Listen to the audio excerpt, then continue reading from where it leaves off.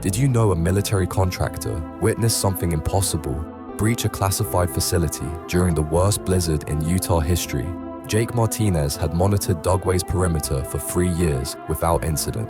Motion sensors, thermal imaging, radiation detectors, all routine. But on February 12th,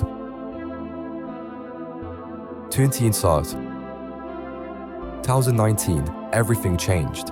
Thermal readings showed human shapes moving at 60 miles per hour through areas with lethal radiation.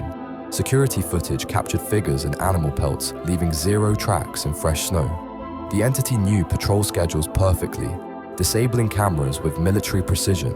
Then Jake discovered similar breaches at other desert facilities spanning decades. On his final shift, he watched it enter the secure bunker, wearing steaming wolf pelts. The creature looked directly into his camera and spoke in perfect military radio protocol.